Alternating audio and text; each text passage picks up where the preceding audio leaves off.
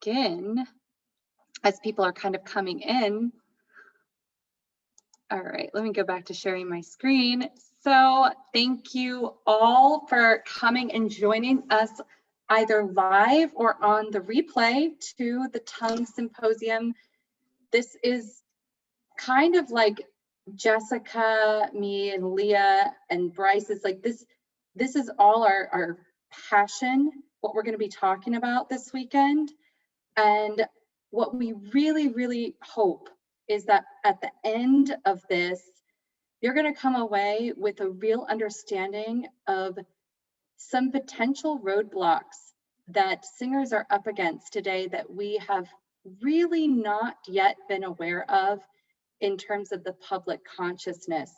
So this is truly a groundbreaking symposium for the vocal world. And I'm so thrilled that we all get to be here and present this to you. So just a couple of housekeeping notes for today. Okay, I made a little silly thing here, just some reminders. Okay, if you can, keep your mic muted. This really helps the replays, okay? Everybody's gonna thank you. If you keep your mic muted at all times, except there will be time for question and answers. So then we will be calling on you and you can raise your hand, and you make sure that you raise your virtual hand when asking questions, because then we can call on you and you'll be spotlighted so that it will be good for the recording. So that really helps people watching the replay. And just make sure you keep the chat focused, because sometimes, you know, we're going to be asking questions and sort of finding out your experience, and it really helps if we can just keep the chat very focused to what we're talking about. If you want to send private messages to people, feel free. That is, I think that function is allowed on here. So, all right, I'm going to stop my screen share. Enough of this. Okay, so first of all, what I want to ask of you all today to start this out is I want you to just take a moment, be quiet, don't talk, and notice what your tongue is doing right at this moment. When you're quiet and at rest, where is your tongue? Notice all parts of your tongue. Okay, have you got that? Now I want you to write in the chat and tell us what you're noticing. Tell us where you feel your tongue sitting. Anything that you notice at all. There's no right or wrong answer. We just want to see this in the chat.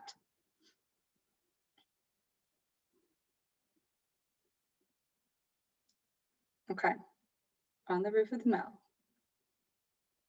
Great. On the hard palate. Okay, good. Nice. Mine is pressed to the hard palate. Good, good. Oh, we've got lots of coming in here. Tip of the tongue just behind the upper teeth. Good. Tip and middle part of tongue are up on the palate. Posterior part is not. Okay. The surface of the tongue touching the hard palate. Back of tongue drifts downward. Pressed against my front teeth. Tongue rests on the roof of the mouth. Behind the lower teeth. Okay. Front is on the hard palate, just behind the teeth. Touching the alveolar ridge. Good. Okay. Down and back. Okay, tip resting on top of upper teeth at rear. All right, so we've got kind of, oh, not at the roof of my mouth, not at the bottom, sort of sticking between my lips. Not comfortable, not sure why it's doing that. Okay, this is great, great. Mine tends to push down below the lower teeth. Okay, partially on the roof of the mouth and tip pressed to the lower teeth. Okay, tip on the roof of mouth. This is great, guys, thank you so much. Okay, touching the lower teeth, up on the palate, but kind of tilted to the left. That's interesting, okay. The tongue tip touches the back of the two front teeth. All right, great, thank you guys, thank you. And one more question, just for fun, okay, this is kind of a quick getting to know you. I'd love you to just type in the chat where you're calling in from, or where you're from, whichever one feels right in the moment. Texas, yes, I was born there. Okay, Rhode Island, Ithaca. Oh, wow, London, Greece, Burgos, Spain. Oh, Burgos is beautiful. Okay, Manchester, UK, Winston-Salem. Oh, love it. Dublin, beautiful. Berlin, all over the world. Spain, Napa County. Oh, I'm jealous. Who's from there? Okay. Istanbul, Turkey. Yes. All right. South Spain, Ontario, Portugal, Sweden, Hong Kong in Thailand. Wow. Cool. Taiwan, Oklahoma, India, Orlando. Yes. Okay. France, Iceland, Bremen, Boston, Berlin, Geneva, the Netherlands. Wow. All over. Awesome. Awesome. Okay. That's fantastic. So we really do have a worldwide representation here. That is just fantastic. Okay. So we will be circling back to this question about your tongue a little bit later. But first, I'd like to introduce myself. Okay, some of you know me. My name is Julia Radosh, and I'm an operatic soprano and a voice teacher and owner of Voice with Julia. And maybe you've heard a little bit about my journey, but I want to tell you a little more today, especially as it relates to tongue restrictions. Okay, so I suppose you would have called me a natural singer. I had a nice tone, but early on I struggled with top notes when I was young. And by the time I went to college, I was finally able to sing high B's and C's, but it wasn't what I would call easy. I was quickly proclaimed a mezzo by my first college teacher, but I absolutely didn't agree with that, and so I switched studios. And my new teacher let me explore my own voice, and through play and experimentation, I discovered a completely new register of my voice, a free and released head tone that would sail up to high E's and F's. And so just in the spirit of safety, I declared myself a coloratura because I didn't want anyone to take away my high notes that I had finally found. So years went by and I improved significantly. I won competitions, got jobs, etc., blah, blah. Okay, but however, when I hit my late 20s, my voice changed quite drastically. And it was growing, it was getting richer, and everyone thought this was a good thing. And for a few years, I believed what they were saying, even though it didn't feel quite so good in my throat. Things were feeling harder, but everyone liked it. So I just kept doing that because I was getting positive feedback. So things kind of continued like this, kind of like an iceberg. You know, you only realize there's a huge problem when you see it above the water. And it was only when my top started becoming severely affected that I knew something was wrong. And so I took a step back. I didn't want to have input from anybody else because I knew that this was not about the sound. This was about the function. This was about what I was feeling, and nobody could figure that out except for me. So I researched, I tried different things, and eventually I discovered what I call public enemy number one, and that's the tongue. That's why we're all here, right? Okay, so my tongue, I discovered, was rock hard when I was singing. And I'm like, at this moment in time, things had gone on so far down this road. I thought, how on earth is my tongue rock hard when I'm singing? Like, this is something I care about, right? How did it get this way? So I got a little bit, you know, freaked out. Like, how did it get so far out of control? How could it be that I had been singing so well and freely for a really long amount of time, and now I wasn't, because it didn't make sense. My technique had changed. So after I kind of, you know, put everything together, instead of getting upset, I started training my tongue. I read studies and watched videos from Dr. Mike Mew, who I'm sure we'll hear about from Jessica a little bit later. I decided that I needed to correct my tongue posture, not just in singing, but in everyday life. And it was this single decision that changed everything. In addition to changing my resting tongue posture, I started doing tongue exercises, usually things I just made up, things to get my tongue moving and strong. And my singing started improving rapidly again. Things were easier than ever, and I was really happy. My top notes came back, and the voice still was the bigger instrument that I had kind of left off with, but it was much freer through this work that I was doing. However, one part of this story that I haven't shared yet was that I had this unexplained neck and shoulder tension that had been plaguing me for years. And it was so bad, I actually was hospitalized once for it, weirdly enough. literally passed out in an airport because I had such drastic neck tension that it just like made me see stars and I passed out. So it was bad, okay? And I knew something was off. And when I asked my parents if they felt aches and pains in their neck and shoulders, they said, no, not really. And I'm like, okay, they're in their 70s and they don't feel aches and pains. Like, I'm in my 30s, why am I feeling this? So I then wondered to myself, is what I'm feeling normal? So fast forward to last year, and I was introduced by a very wonderful soprano to the world of myofunctional therapy. And it was amazing to me that there was now a name for a lot of the things that I had been doing kind of intuitively on my own in regards to my tongue training. And I had no idea there was a whole world of this.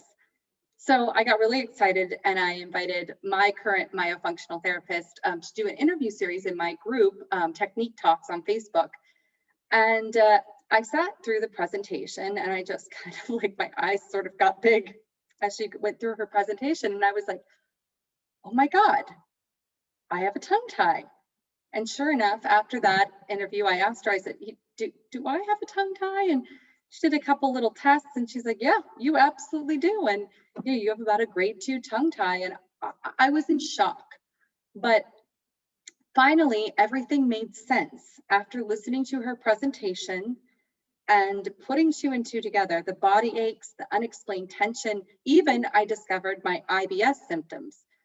And I'm the type of person that when I hear something good, I act fast and immediately started working with my myofunctional therapist, scheduled the surgery and had it done within a couple of months.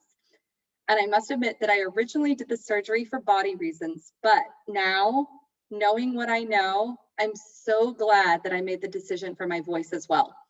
Because since having the surgery, certain things are just so much easier. Even at my top singing, I always felt a bit like I was walking a tightrope. Like my margin of error was just that much smaller than other singers. Like I had to have a much better game than other singers or else I wasn't going to be good. And that was scary to me because I felt like I couldn't let myself go like other singers could.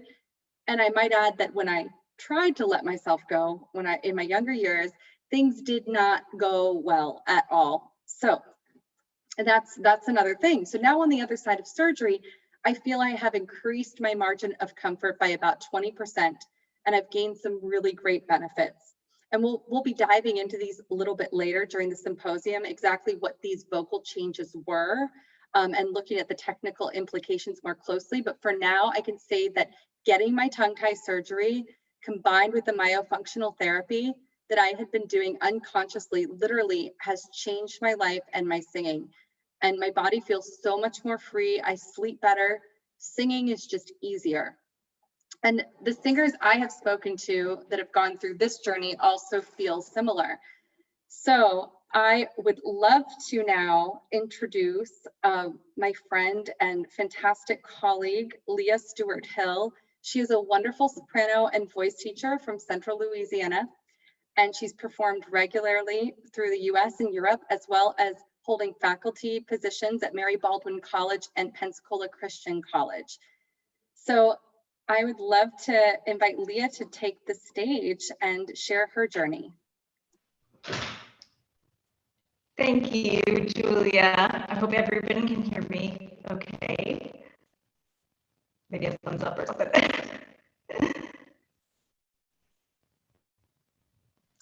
I think we have a little bit of feedback. Yes, now we're good. Good? Okay, awesome, wonderful. Thank you, Julia. I am so honored to be here today. I'm so honored. Leah, hold on. I think we have some tech difficulties. Just you might need to change the mic because it's a little bit cracking. Yeah. Okay. Let's give it a try now. Okay. Is that any better? No. Yeah. Oh yeah. Yeah, we think it might be your Wi-Fi. You know what we can do? we'll just switch this a little bit and we'll have Jessica come on and then we can have you jump in just a bit. Okay, sounds good. Sounds good. Okay, so we're going to switch the order just a little bit because there's a little bit of tech difficulties right now. So we're going to bring on Jessica Luffy, who is another fantastic soprano and colleague of mine. And Jessica also has the distinction of being the only combination of operatic soprano or operatic singer, actually, and orofacial myologist. So Jessica's going to come and give a presentation to us that's going to really shed some light on what we're talking about.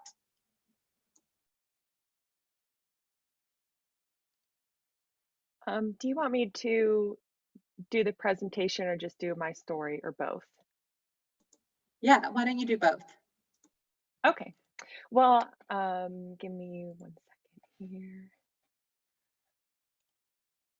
All right. Hi, I'm Jessica. I am so excited to be here and talk to all of you today.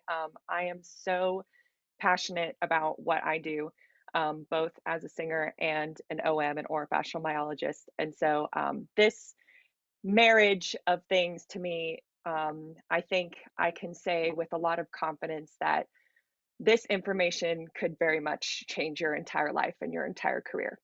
And so I just feel so honored to share it all with you. So let's not waste any more time and get started. A little bit about me. Oh, why isn't it working? There we go. Sorry. A little bit about me. I started my early YAP career and my early professional career before I became an orofacial myologist. And so I started in, the traditional singers world. And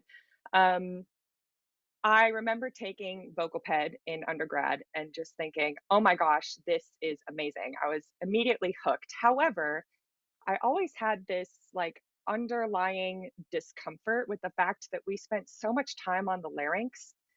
And I just remember thinking to myself, why aren't we talking about the tongue? I don't know a single singer who doesn't have some sort of tongue tension or tongue issue.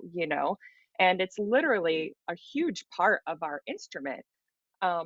Now, obviously, I was a little bit biased because I grew up in a dental family.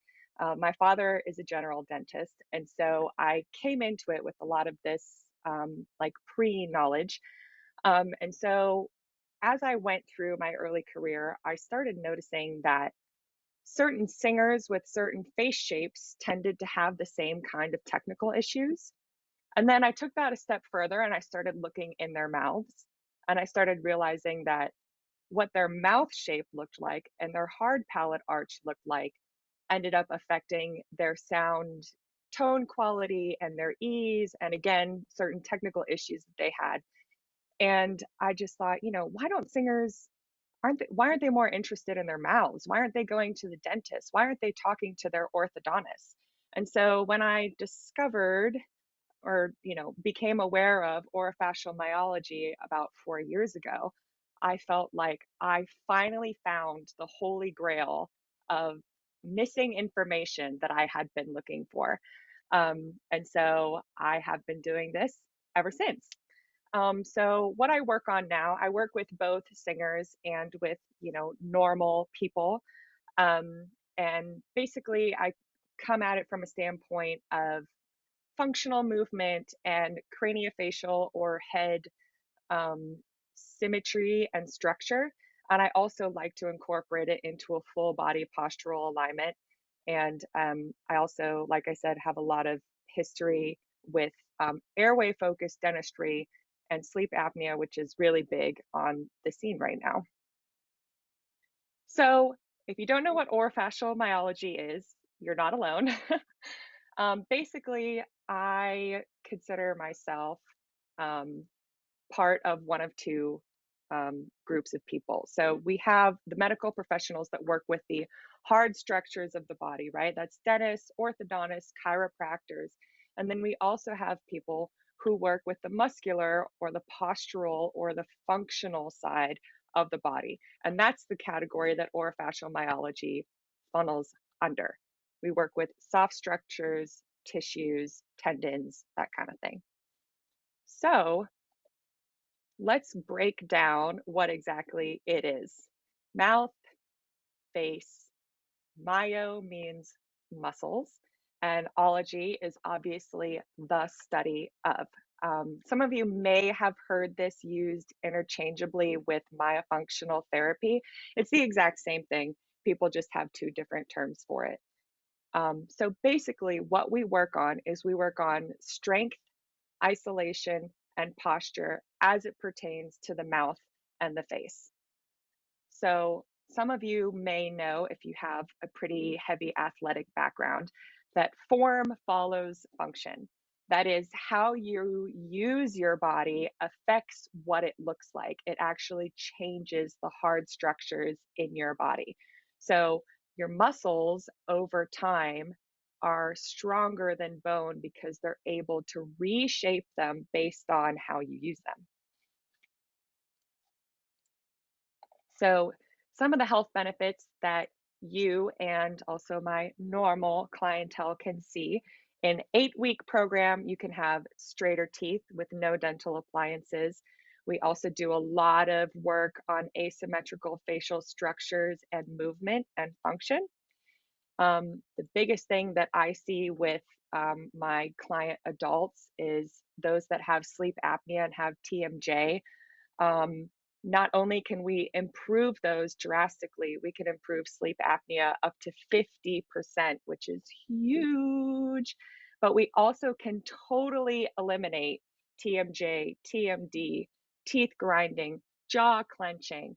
So, and I want to stress that we are attacking the actual cause of all of these issues. We're not putting a CPAP on you and just saying, okay, well, you have to wear this for the rest of your life.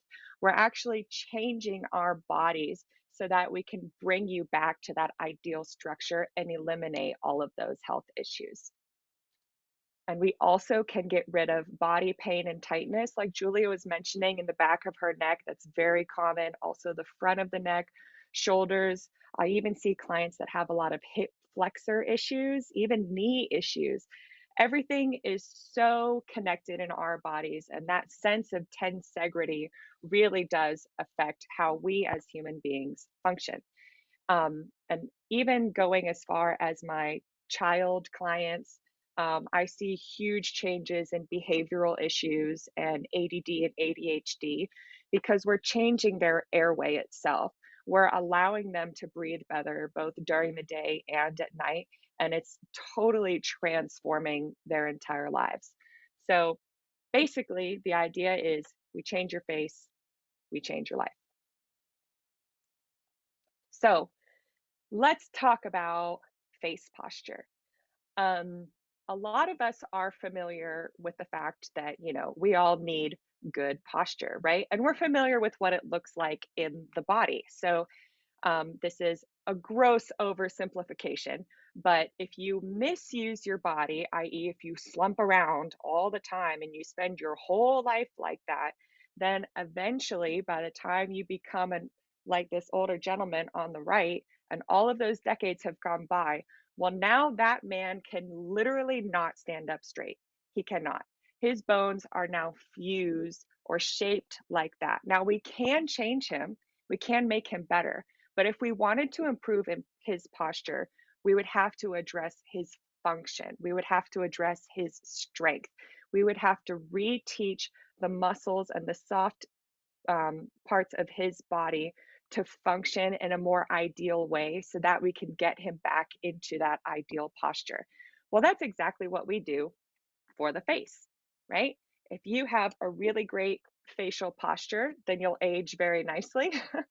But if we start with something and you have some hidden bad facial postures, then as all of that time goes by, we start to see a lot of face melting, or we see actual physical changes in jaw shape, in cheekbone shape, even in teeth.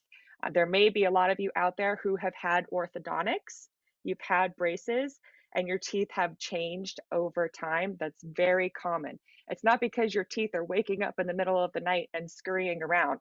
It's because all of the muscles in your face and your tongue and your mouth are causing them very, very slowly to migrate over time. So let's be a little bit more specific. Let's talk about lip posture. Your lips should be closed at rest. If you're just sitting there reading a book, watching TV, your lips should be closed. You should not look like this, right? We don't want that open mouth posture, that mouth breather. If everyone has ever called you a mouth breather, we all know that that's not a compliment, right? Also, another joke I share with my little kids is I tell them, why don't you show me an impression of someone who's dumb? And what do? They go like this, right? Now, we do have a lot of attractive people in the industry that are able to get away with it, and we sort of allow this open mouth posture because we find it a little bit seductive, but that is absolutely still wrong, right? Your mouth is not for breathing. Your mouth is for eating. Your nose is for breathing. That's why it's on your face. So I tell all of my kids, why don't you, I'll make a bet with you. Name one animal that breathes out of its mouth. And the answer is, if you want to try in the chat, I'll give you a second. But one animal that breathes out of its mouth. Well, it's a trick question because the answer is 0. None of them. They breathe through their nose or they breathe through their blowhole, right? We all have a separate anatomical structure that causes for airway, right? Even fish, they breathe from their gills. Aha. So here's what you should look like. Your lips should be closed. That lip line where they come together should be perfectly perpendicular and straight across. So you should be like absolutely mathematically pristine and parallel. I'll show you this again for a second. And you will find that obviously not all of them, but a lot of models and a lot of people that we consider very attractive, they all fall into this really fabulous resting lip posture because that's what keeps our face looking great. Now, we talked about lip posture. That may seem a little bit, obvious to some of us, but I want to talk about something that I'm sure a lot of people have no idea about, which is tongue posture. So we have facial muscles and and lip muscles, but the tongue is an absolute keystone of our entire face and our head. It's also the only muscle in the entire body that's attached on one end, which makes it sort of like its entire own alien. But basically, what your tongue should be doing, this is what Julia sort of gave you like a little teaser about. Your tongue should not be down between your bottom teeth. Your tongue should be at rest up on the entire part of your hard palate. So a lot of people were saying that they have their tongue tip up at their hard palate. That is correct, but you should also have the entire top section of your tongue also against the hard and even back into the soft palate. I want you all to do we'll do a little experiment. Just stick your tongue straight out of your mouth. Take a finger, and I want you to poke very lightly on the back of your tongue like this. And then I want you to close your mouth and see if you can get that part of your tongue on the roof of your mouth. Some of us are probably like struggling right now. If this is really difficult for you to do, I can guarantee that your tongue is not in a good resting posture. So here's a picture of what it looks like from the front, that is this way. You can see that the entire portion of the tongue is up between the upper row of teeth, not sitting like a rug at the bottom of our mouths. And again, the reason this is so important is because if everything is down, right, just if you slump in your chair, if your tongue is slumping in your mouth, then it's not creating that really great, fabulous, reinforced structure that we want, and that keeps us in an ideal situation over time. So here's an example of one of my recent clients. This posture is called a cave hold. Some of you may be familiar with it, but basically it recreates what correct tongue posture should look like. And I want you to watch this video, and I want you to see or type in the chat if you think that this person has correct resting posture or not.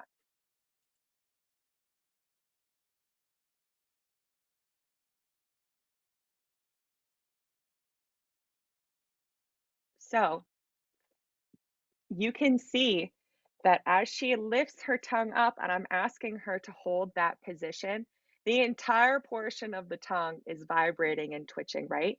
And you see the tip fall, and then you see the back of the tongue fall, and then you see the middle part of the tongue fall. So this tells us that she is spending absolutely no time in that correct tongue posture because she can't even hold it for 3 seconds. So as she goes out into her daily life, she is not recreating any part of that because she has absolutely no strength to do it. So let's talk about why this is so important for singers. So in this not quite exactly accurate model on the left here, we have a depiction of the tongue and the vowels, right? And I want you all to just take a second and notice how lifted the tongue is, even on that ah vowel, right? We all know a lot of us struggle with Italian ahs, right? And we all know that our tongue should not just be like a rug in our mouth, right? That even on all of those open vowels, we need arch in the tongue, particularly in the back. So if we just made a really, really simple list of all the things that singers need and want, we would need the tongue positioned high and forward in the mouth, right? That is lifted in the back and the middle. And we want the tongue, we want the tip nice and relaxed, floated on the bottom portion of our teeth. We don't want it to pull backwards into the pharynx, right? Like this. We don't want that. We just want it nice and high and resting in the front. We also want to keep all of that while lifting the soft palate in the back. And we want to be able, from that position, to isolate with specificity through different vowels, through different consonants, and even through vowel modifications, depending on if we need to move through different resonance pockets and passaggi. And last but not least, we want to be able to do all of those things with freedom and ease. So, do you guys think that it would be easier to create this ideal singer's starting position from here or from here? I think we can all see that it would be this one, right? An analogy that I give everyone, well, is it easier to float a feather downwards, or is it easier to push a boulder up a hill, right? So that video that we watched of that client with her tongue shaking, there is no way that she's going to give me nice, clean, isolated vowels if she can't even hold one position for 3 seconds, because staying up in that posture requires a baseline level of strength. And if we don't have that, then everything is going to be so much harder for us right off the bat. So here's another video of another client of mine. I'm going to have him do an exercise, and I want you to notice how twitchy he is.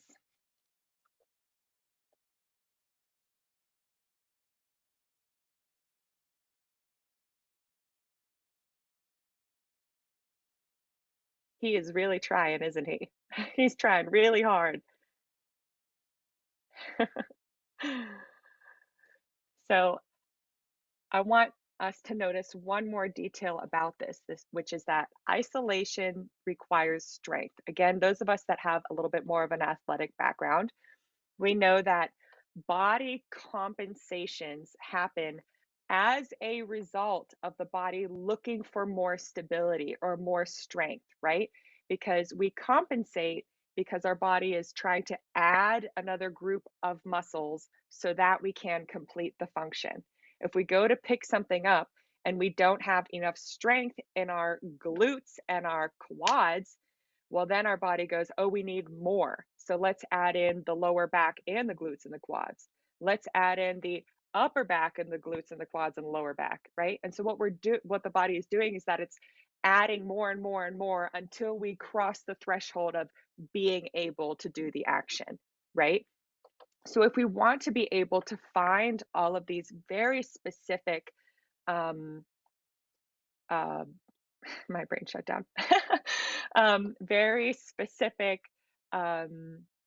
formations, then we have to have a lot more strength if we want it to be completely isolated. So I want us all to watch this video one more time, and I'll talk you through it a little bit, but I want you to notice how many compensations this gentleman is using just from trying to do one exercise. Okay, so you see the lips tense. You can also see his nose tensing and his upper cheeks, right? Right? Okay, so now he's going to try to cheat by biting his tongue so it can't move. So now he's using his jaw, right?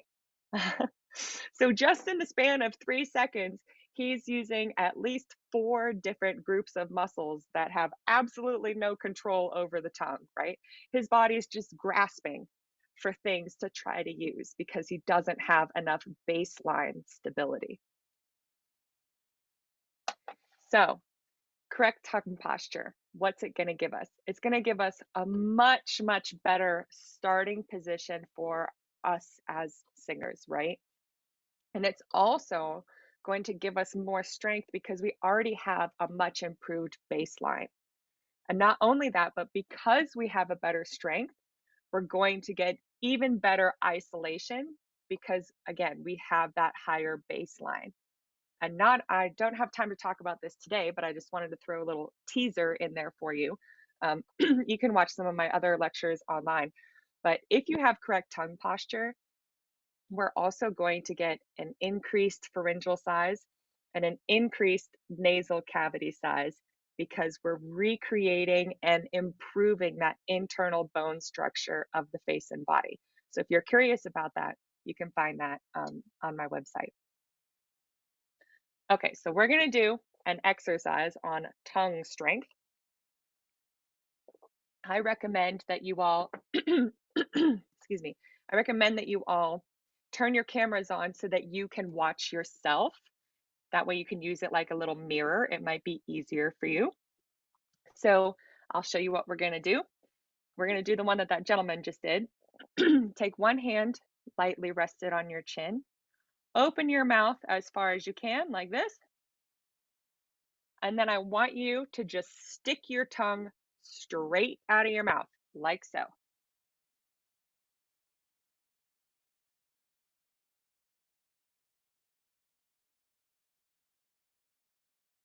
And you should be able to just hold it without clenching the jaw, without using the lips, without biting the tongue, without having the tongue rest on the lower teeth like this. That's not lifted, that's cheating, right? It should be like a surfboard straight out of your mouth.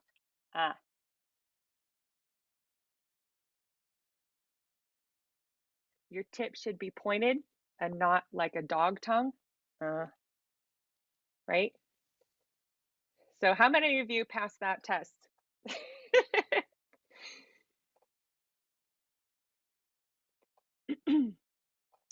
All right. Does anyone have any questions about any part of that thus far?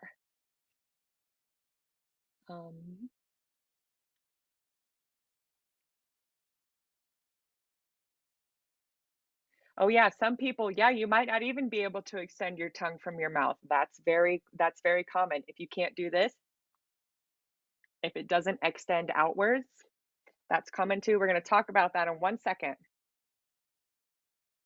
It feels tense. Points down. Hey, Any Jessica, exercise to train this. I want Robbie to come on and just describe what he means, because I think this is going to be valuable information. Robbie, do you mind unmuting yourself and explaining your comment where you said I can stick it? Yes, there you go. Yeah, so I can stick it. I actually had a tongue tie cut already. So that's part of the reason I, kind of Great. saw this. However, though, I guess I wasn't sure it was done correctly because I still kind of run into some problems. So I can just demonstrate, I guess. I can like stick it out, but there's kind of like a divot in the middle, like it doesn't go straight. Oh, Can you show us? oh geez. Wow. So I'll just try. Wait, okay. Great. Yes. Do we all see how his tongue forms a cup?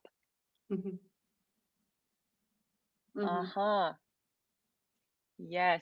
That is fabulous. Okay, I want you all to like put a pin in that because we're going to talk about that in like 2 seconds. So that is the absolute perfect segue. Thank you. Mine does that too. Okay, Paula. Well, we're going to talk about you too in a second. Great. Thank you. Does anyone else have any other questions about posture or function or the resting position before we move on? If not, that's fine. Jessica, there was a question about a palate, uneven palate. An uneven palate. So if the palate in the mouth is tilted, again, that's functioning as the palate is part of the face, right? Everything's all together. So if your palate is tilted, I'm guessing that that whole side of your face is also a little bit asymmetric. Everyone has a little bit of asymmetry. That's normal. However, the palate tilt is really common. If you take 2 fingers and you stick them in your ears like this, your ears might be uneven as well. And that's a result of that entire internal structure gravitating on an axis. Just like our bodies, if we always wear our purse on our right side, or we always wear our backpack on our right side, what's going to happen over time? This, right? That's exactly what's happening inside your face. Tori's on the palate to correct tongue posture. Yes, that's a very dental question. I love it.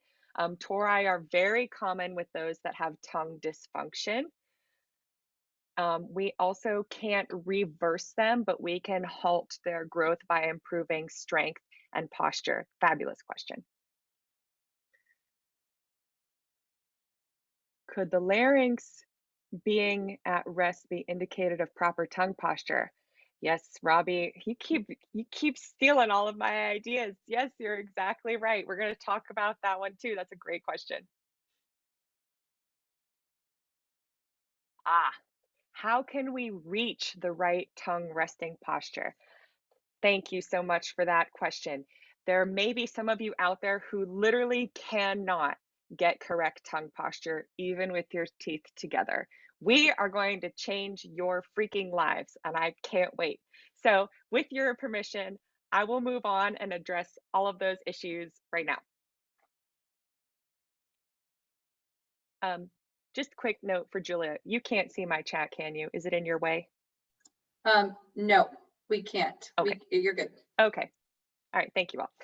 All right. So let's talk about the tongue tie. If you haven't heard of this, that's okay. We're going to give you the entire encyclopedia article on it. This thing is totally going to change your life.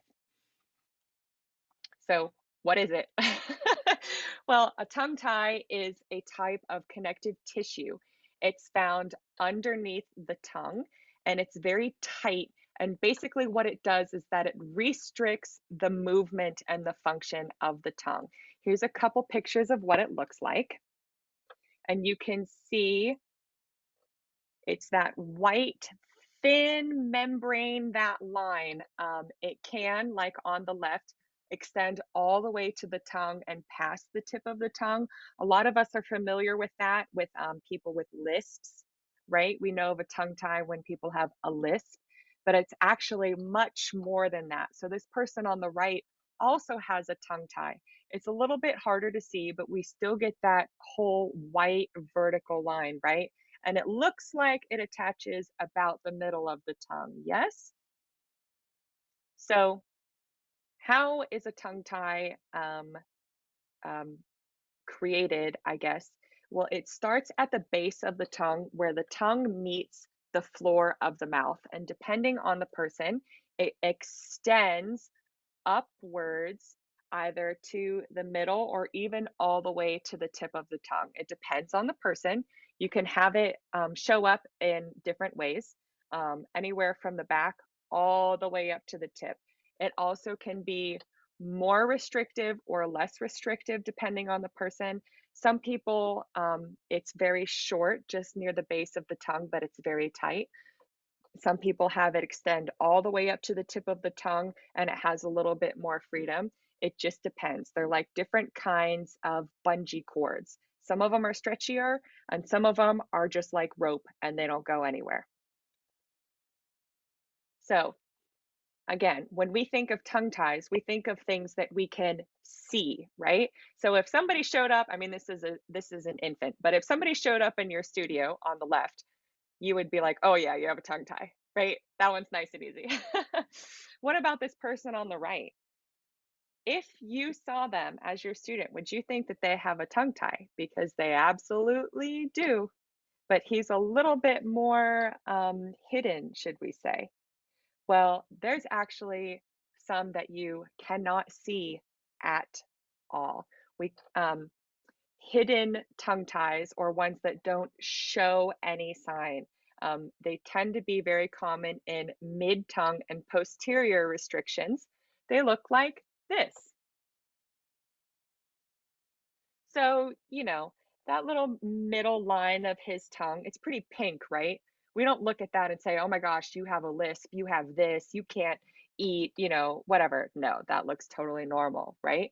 And like, yeah, his tongue looks a little bit short and a little bit wide, but it doesn't look like there's really any issue there, right? He's able to lift it. It looks like he's getting a fair amount of function.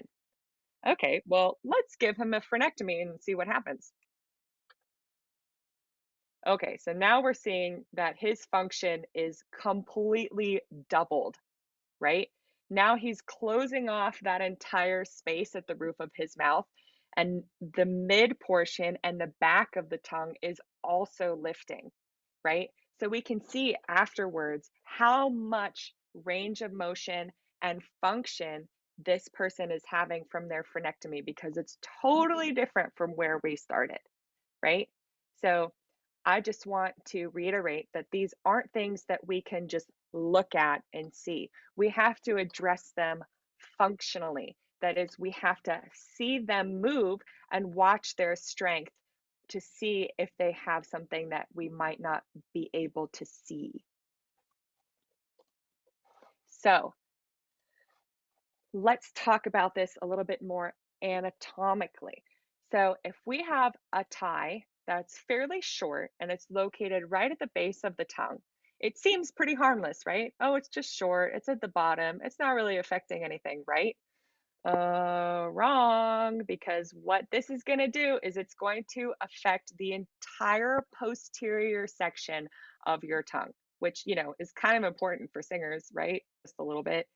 So that entire section is going to be either restricted movement, or in some extreme cases might not have any movement or isolation at all. Now, if the tie extends up even further, well, now it's going to restrict that entire back portion and the mid portion of the tongue.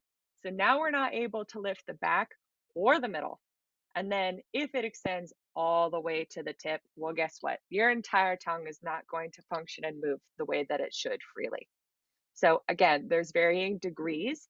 You can have a really tight frenum or you can have a more loose one. But what I want to demonstrate is that any sort of tie is still going to restrict you. It doesn't matter where it is. It doesn't matter how long it is. You're going to have a lot of compensations and bad results from those. So let's go into that a little bit deeper. Let's say that you have a short, tight frenum that's causing a posterior restriction. Basically, that's going to prohibit you from correct tongue posture, right? Because you're not going to be able to lift that back section of your tongue up on your hard and soft palate. You're also not going to be able to swallow correctly. A correct swallow requires a correct tongue posture. And then you're not going to be able to elevate that portion of the tongue. And you're also, drum roll, not going to be able to get an elevation of the soft palate because, as we may know, the palatoglossus is connected to the back of the tongue, right? So if you want to lift it, you have to lift the back of your tongue. Well, if you can't lift the back of your tongue, guess what? Your soft palate isn't going anywhere, right? So you may be able to lift it a little bit if your frenum is a little bit looser, but you're still not going to be able to lift it as much as you could as if you were totally free, right? And also really important, if you can't elevate the tongue without any laryngeal or jaw motion, because you're going to be tied into that predetermined position. So if you go to, let's say, sing an E vowel, and you attempt to stretch and elevate the back of the tongue upwards, you're not going to be able to do that because of your tie. So what happens is now that whole portion becomes a predetermined set of space. So you have to choose between lifting your tongue or keeping your larynx low. So I use a metaphor like an elevator, right? So if you go to lift the back portion of your tongue, guess what? Your larynx is going to come with it and your jaw. Okay, well, if you want to keep a low larynx and a nice open jaw, let's say you're singing a high note, right? You need a lot of space. Well, guess what? That tongue is not going to lift. It's not going anywhere, right? So now you're stuck between a rock and a hard place. You have to choose. Do I want a high tongue with a lot of jaw tension, or do I want a nice low relaxed larynx, but I have to sing everything on an O vowel? You know, that's not really going to work out so well. So here's some of the things that I see and hear with singers that have a posterior restriction. This is just general. They really, really struggle with E and E vowels because that requires a really high back of the tongue.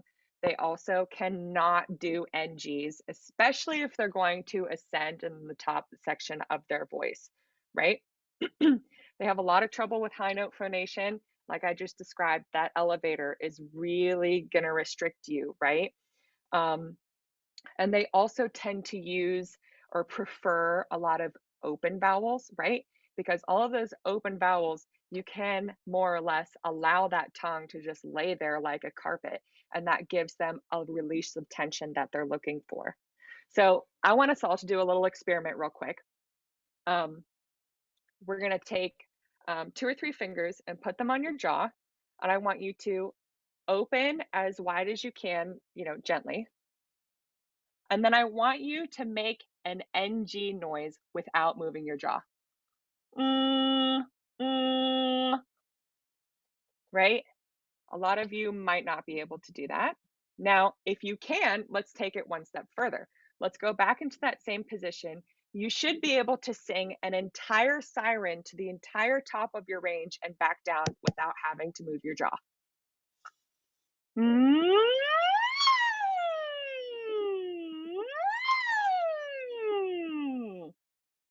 Yes? And if you're feeling like something's happening down there, what you're experiencing is that elevator, that fight against lift. Yes? All right, well, let's say that it extends past, right? So now let's say your frenum is a little bit longer and it goes into the mid tongue, right? So now it's going to affect this entire mid portion. So again, you're not going to be able to get good tongue posture. You're not going to be able to get a correct swallow, but now you're also not going to be able to elevate the middle of the tongue. I also see a lot of clients that have trouble extending the tongue out of the mouth. Paula, I think that was you, right? And you're not going to be able to get that elevation of the mid-tongue separate, again, from the jaw and larynx. I notice it especially in the jaw with my clients. Singers with these tend to struggle with these vowels and these sounds, especially that nya, nya, nya, nya, nya, nya, nya, nya, because it's just that middle portion of the tongue, right?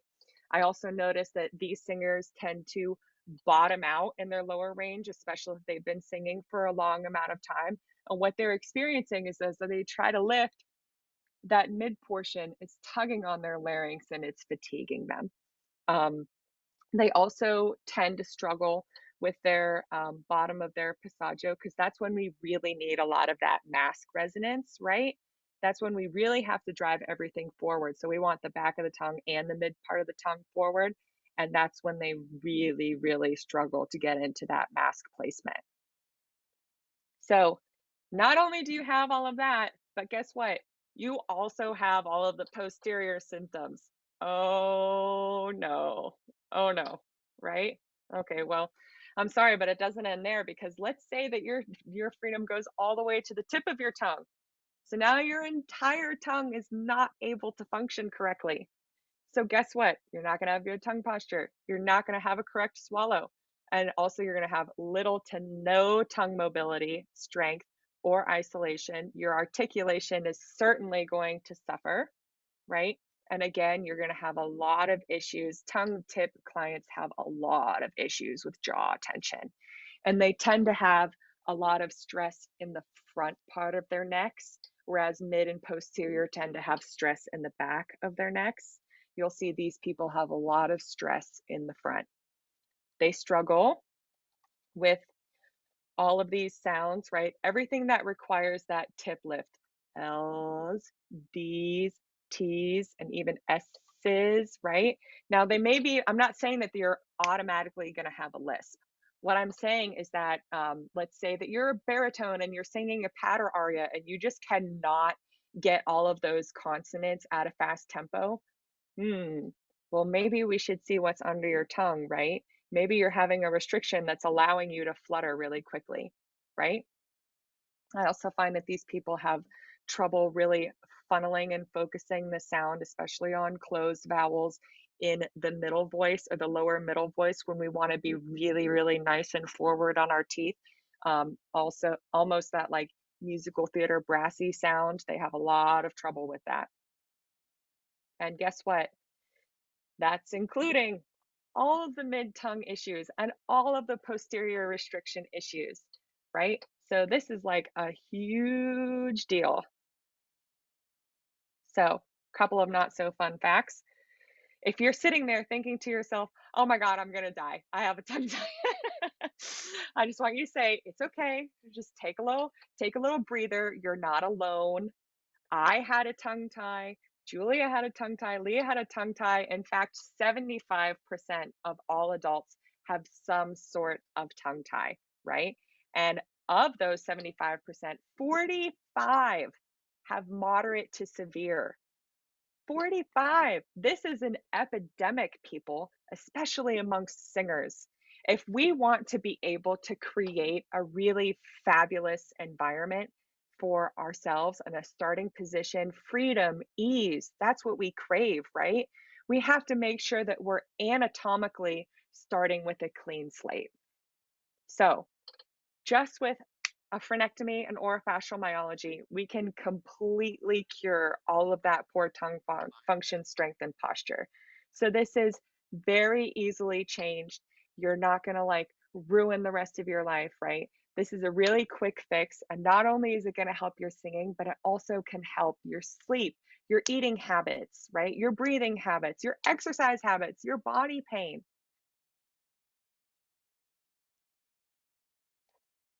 So the moment we've all been waiting for. Let's do an exercise to see if you could be tongue-tied. I'm going to give you two. We're going to test your tip and mid portion restriction first. And if you pass that test, then we're going to test for your posterior restriction. So we're going to take the tip of our tongue and we're going to place it right behind our top 2 teeth like this. And then I want you to gently open your mouth as far as you can without moving the tip of your tongue from that spot. It should look like this. Now, holding that position, you should be able to fit 3 whole fingers between your teeth with ease, like so.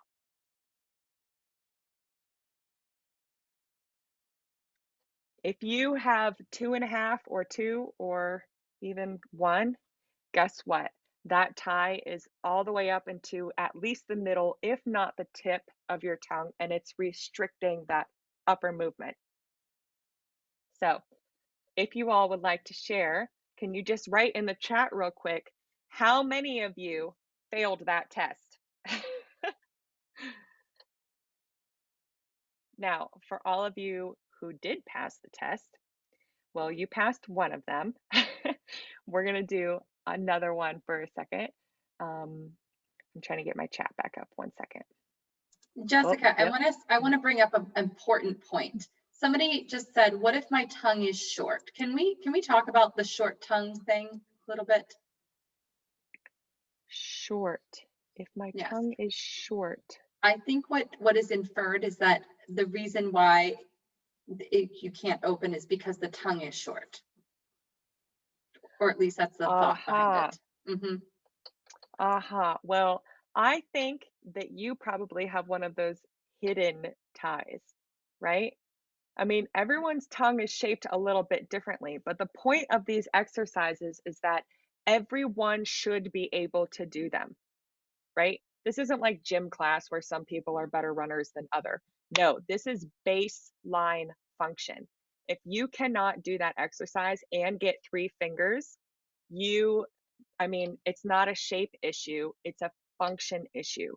You are restricted, right? So my tongue, for example, is wider than most people's, and it's a little bit larger, but I'm still able to fit through that exercise.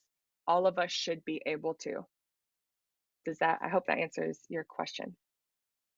Failed. 2.75, is that a tongue tie? Well, Susan, we're gonna find out. I'll let you scrape by into the second exercise because I'm curious to see if you pass the second one.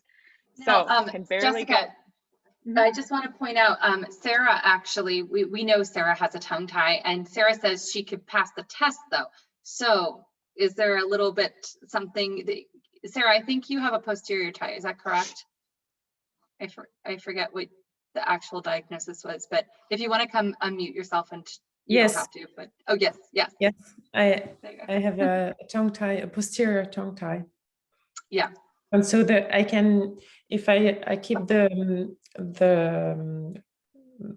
floor of the mouth down, then I cannot touch the upper teeth at all. Mm-hmm. Well, like I said, everybody who passed this test, you only passed the first round. We're going to do another one real quick. So I'm curious to see if you pass this second one, because now we're going to test our posterior restriction, right? So I'm going to have us do the one that I just showed you, that NG noise. So you're going to take 3 fingers, you're going to rest them gently on your chin. You're going to open as far as you can. Now from there, you should be able to make an NG noise without moving your jaw at all. You should have absolutely no tension here and no tension here.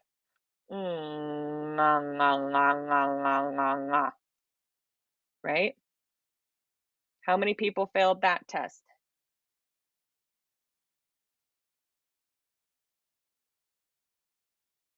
Pass. Nice.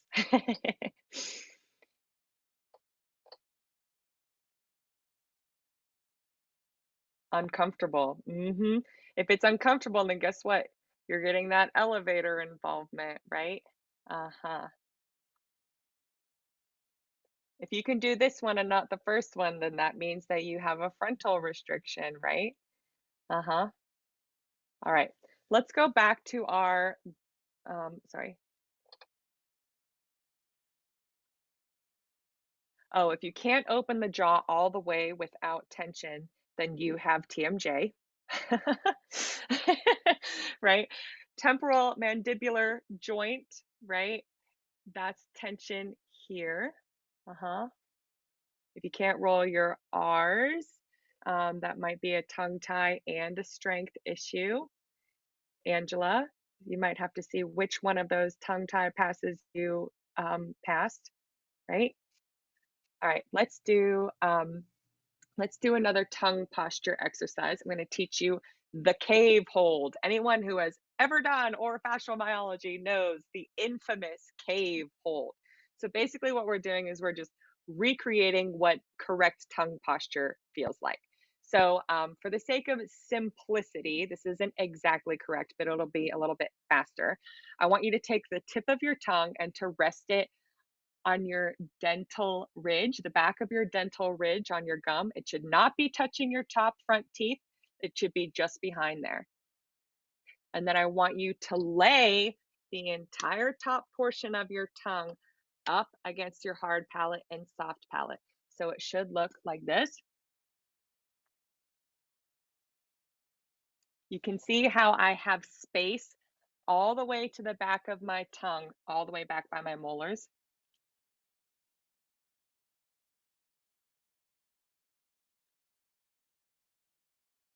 Yeah. Now, if you hold that position, again, you should be able to get 3 fingers from that position, right? How many of you? Nope. Yeah. Nope. Here they all come. Nope, nope, nope, nope. Jessica, on this one, I noticed on this one, Jessica, that the first one, like, I could fit 3 fingers, but on this one, I can fit like them in even more. So I wonder if some people have that experience as well. It's not comfortable, right? You can just do it. Okay, so if you can just do it, that's your body's already starting to incorporate some of that compensation, right? So you might have one of those ties that's a little more lax, like a bungee cord as opposed to a rope. But what's happening is that your whole neck goes like this, right? So that's not freedom and ease, right? That's compensation. Please demo again. Okay, yes, sorry.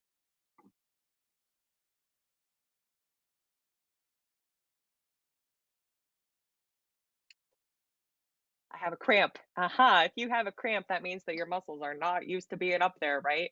Just like when you get a cramp at the gym, it's like, oh, what is this? Not sure if the whole tongue is on the roof. Okay, we can do this exercise again where you stick it out and you just tap it, or you can tap your soft palate so you get a little bit of kinesthetic feedback to see if you are touching that spot. It might help you to swallow into that position. Got a cramp, yeah. Only 2. Okay, so that's not bad, Diana, right? But ideally we want 3, right? The last one was the worst, yeah. Okay, so some of us passed. No way, my neck is crazy tight. Okay, Maria, you said I passed the other ones, but not this one. Okay, so what is that telling us, right? That's telling us that you don't have the tip tie and you don't have the midline restriction, but that you are getting a posterior restriction, right? Like that first little diagram I showed, just right here at the base. Fabulous. Thank you all so much for that. Yes, Cecilia, you do need a slight suction to do this. Even short people should be able to do that. Yes. Yes, because your tongue is still what's that mathematical term? Oh my gosh. It's still to scale, right? Our bodies are still to scale, right? So just because you have a bigger face doesn't mean that you should be able to do them, right? Everyone should be able to pass all of these tests. Fabulous. All right, I'm gonna thank you all so much for sharing. I'm gonna move on just so that we make sure that we have enough time because we still have to talk about lip ties. Oh no. So we talked about tongue posture and we talked about lip posture, but we haven't talked about lip ties. So these are the exact same thing like tongue ties. They're a bit of connective tissue that connects the upper, the lower lip, or even sometimes the sides of the cheeks to the upper or lower gums, right? They can be just like frenums, like tongue frenums, they can be really tight, they can be a little bit more loose, they can be long, they can be thick. There's all different kinds of combinations. The upper tie in the middle of your Cupid's bow is the most common for everybody. And then after that, the lower bottom one, and then sometimes people have some on the sides of their mouth, but the one in the middle is the most common. And what this does is just like your tongue, it prevents it from getting a full range of motion and being able to completely separate, right? So here's a couple of photos of what they look like before and after. So I want you to take a look at this woman. She's doing a nice little kissy face, and I want you to notice how far her lips are extending out of her face. In fact, they're actually passing her nose. It's past the tip of her nose, right? That really fabulous kissy face, right? That's what we want. We want that really large range of free motion, right? So let's take a look at another guy. Okay, so it looks like his lips are extending, right? You can see a little bit of space, like it looks like there's a little curve there, right? But if we investigate this further, what we see is that he is totally cheating, right? He's thrusting both his neck forward and lifting his chin up. So if we fix that, here's what he looks like now, right? Okay, well, now it doesn't really look like he's getting a good range of motion, right? In fact, he's not extending at all. Look at that little bottom lip. It's like 1 millimeter, right? And that upper lip isn't even moving at all. Look at it. He's just tensing it, but it's not actually getting any motion in it, right? Not compared to this lovely lady, right? So what's happening is that that tie in his upper lip is prohibiting his lips from moving outwards into that kissy face, right? Just like his bottom lip too, right? I mean, he's kissing like this. His little teeny tiny lips, right? So we as singers all know that we, kind of need our lips, right? We definitely need them for certain vowels, as we all know, like ooh and oh, right? Duh. But the other thing is that our lips affect our tone color throughout our entire range, right? If I'm assuming most of us are classical singers, right? And even if we're not, most of us know that that MT sound is real nice and wide and brassy, right? And the classical operatic sound is a lot more relaxed and forward and rounded, right? The round is from the lips, of course. Now, not only that, but these lips are really going to have a huge effect on all of our compensatory patterns. You remember the gentleman I was showing you his video and how he could move in his lips to try to move his tongue? Well, singers do that too, right? You'll see them tense their face while they're trying to get a specific position, right? So again, these ties are restricting isolation because they're just mashing everything together. They're also affecting cheek mobility, which we'll talk about in 1 second.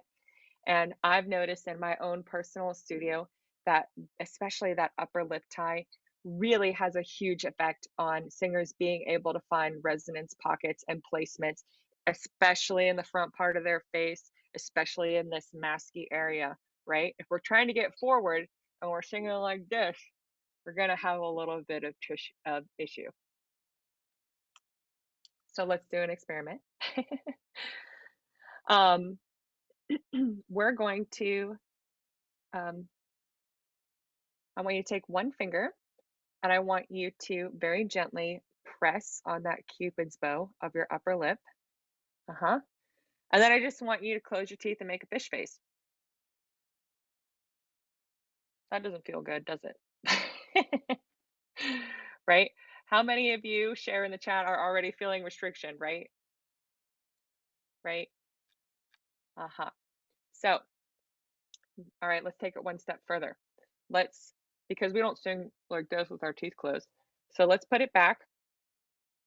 And now I want you to let's pretend that you're going to sing, something in your upper passaggio. So you need a nice cheeky lift. right? So let's do a nice breath inhale in that position, right?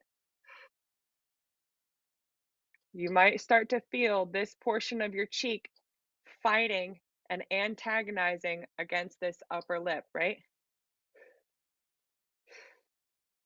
Right? And you might start to feel this lower jaw start to get involved because it's not able to float on inhale, right? Okay, well, let's take it one step further. Now I want you to pretend that you're going to onset a high note. So again, here, nice cheeky lift, and you're going to give yourself a lot of space. Now, what do you feel? I feel a lot of jaw tension, a lot of cheek tension, right? And I even notice, some of you may, that my tongue is a little tense. Does anyone feel tongue tension when they do that? I'm just curious. Cheek tension. Yes, tongue tension. I thought so. Yeah, Feeling all the tension. Yes, right. So, something like our lips seems sort of like an afterthought for our technique, right? But just this one little experiment, we can see that it's not, right? How many of you have had a knee injury or a shoulder injury or a hand injury? And then, it doesn't get fixed right away. Maybe you're on crutches or something. And by the end of the first or second week, now your other knee's hurting. Now your other shoulder's hurting. That's exactly what's happening here, right? Your lip is not independent of the rest of your face. They all work together, right? So if you're having trouble with one, I can guarantee you it's affecting something else. Yes? All right, so let's do a really easy experiment.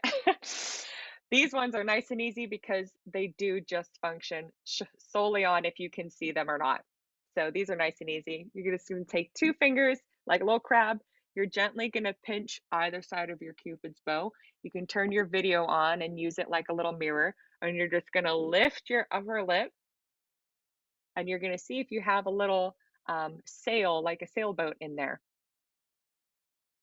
And then let me know what you find. You also might want to check your bottom, and you also might want to check the sides of your cheeks up here. Yes, yes, yes, tongue and lips. Yes, thank you, patients.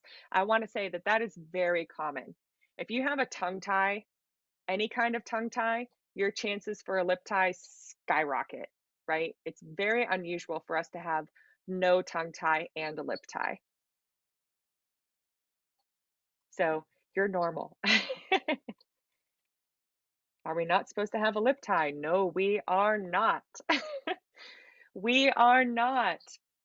But again, like I said with these statistics, right? We're not supposed to have tongue ties, and yet 75% of people have some sort of tongue tie. It's the same thing like lip ties. We're not supposed to have them, and so many of us do. Great. Now, all of these people that are telling me that you have a really, really thick lip tie, can you just shoot in the chat real quick?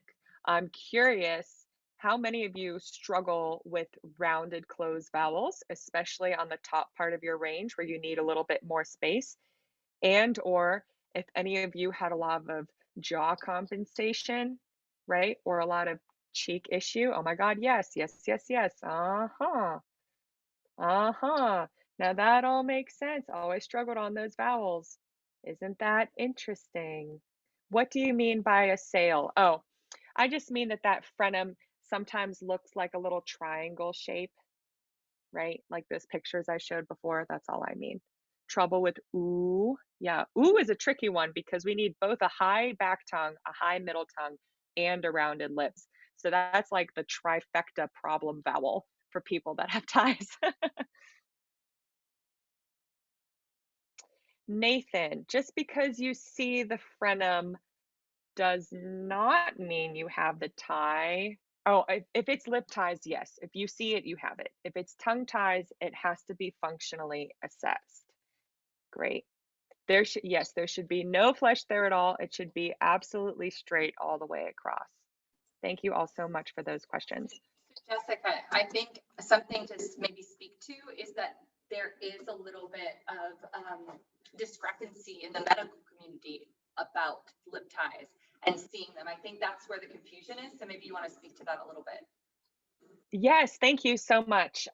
Yes, even amongst doctors that specialize in frenectomies, there's sort of two schools of thought when it comes to lip ties.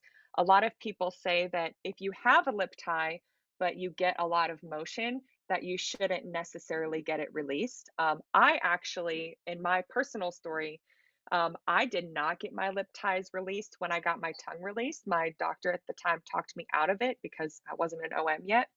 And then about a year and a half ago, I finally decided to go get my lips released, even though I was considered mild. And this is just my personal opinion, but I noticed an immediate difference. I noticed an immediate difference in both the function and the like less stress in the cheeks and even the jaw, which was shocking to me. I also struggled on ooh vowels, right? And especially on keeping this nice tall position as I ascended. So I noticed a huge difference in lip ties. So yes, all of us medical professionals don't necessarily agree on that, but I think just from this one exercise and just from your own experience, we can all see that that one little thing, especially in singers, is going to have a huge impact on us, right? So that's all I have for now. If you guys have any more questions, we can answer a few more real quick in the chat.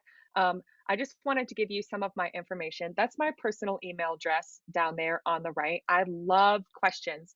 So if you have any questions that you want to ask me, please feel free to reach out. I also always do free consults for everybody. So if you want to chat or you want me to take a look at you, you can go ahead and sign up on my website. Also Instagram, Facebook, all that good news. So maybe just a couple, like 2 or 3 minutes of any more questions. I think Sharam has his hand up. So maybe we can have Sharam come. Yeah, let's do a vocal one.